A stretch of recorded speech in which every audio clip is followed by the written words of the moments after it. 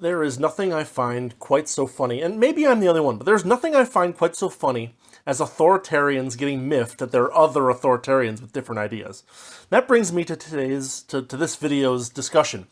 I was watching a video last month where Carl Benjamin basically says it right out. He says he supports using violence to get what he wants. This is why I'm not a libertarian. This is why I don't believe in the non-aggression principle. No, if someone's doing something I think deserves aggression, then I'm going to be aggressive towards them. Ironically, he says this in a video where he's talking about how people like consistency. But then, just a couple of days ago, his employees over at the Lotus Eaters podcast were wringing their hands about how Zach Polanski of the UK Green Party might use violence to get what he wants. But this is the really worrying bit. The bit after he commits himself to utopia, which is a farcical idea, this is the chilling bit where he says what he's going to do with us. There are people, though, who would identify as right-wing or indeed even far-right. And no matter what humanity or community we put them in, they are set on destroying or pushing this toxicity. Do we think we can change their minds, or is it a case of building a society that doesn't include them? Well, that is what we call consistency.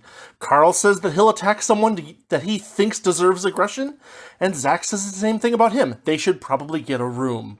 But what does this mean for you, right? You're not a Carl Benjamin. You're not a Zach Polanski. What this is this is a way for authoritarians from both the left and the right to screw you over again and again. What they do is very predictable. One side overreaches, stuff gets worse, and then the other side claims, oh, give us a little extra power, and we'll move over to the other side, and things will get better. You lose freedom, you lose wealth, they get rich, they get powerful, and they always have the other side to point at and demand your time, your money, your attention in the circus that they call politics. And they're the ones getting the bread.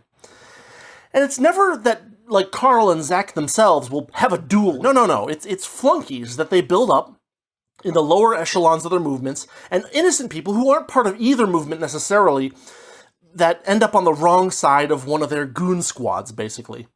This is what Carl gets wrong about classical liberalism, because he was taught Locke by a bunch of progressive liberal arts professors whose understanding of Locke is so corrupted by later writers like Rousseau and the 19th century communists, the Frankfurt School.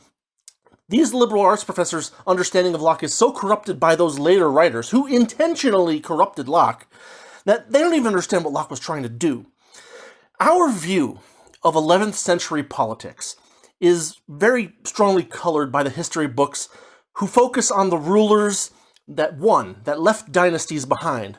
But the amount of bloodshed that it took among people for those rulers to get to their positions of power was very large, proportionally compared to the populations at the time, and proportionally compared to what, they could actually hire, right? Like they weren't like modern states where they can just, hire these giant mercenary volunteer armies and just destroy huge numbers of innocent people, right? They didn't even have that much power, but what power they had was very, very dangerous. By focusing on the rulers that won, the ones that left dynasties behind, we end up not realizing how many other people there were that were in contention to be the rulers, and how thin the security was for the rulers that there were, right? William the Conqueror was not in a particularly safe position, even though he was the one that ended up winning, and the people that didn't win were even less safe positions. There was always some metaphorical equivalent of a peasant with a pitchfork that could have taken one of them out. The fact that one of them didn't get taken out is something that happened, but it by no means was a fait accompli. It was by no means predestined. Locke, in particular, wanted to create a system that took those aggressive impulses and laundered them through systems. And those systems were intended to tame these aggressive impulses and also to subject them to scrutiny by the people who would be affected by them, right?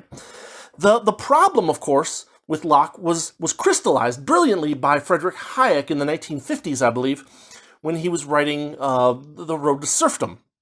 Any system that launders aggressive impulses and makes them legitimate will eventually be taken over by the worst people that are there to take that power up. The solution, as a lot of people are suggesting, is not to return to the 11th century, but to recognize that this laundering itself that Locke, proposed doesn't actually work. Otherwise, you, the person without political power, just gets robbed and beaten over and over and over again, with Carl and Zach both taking their turns.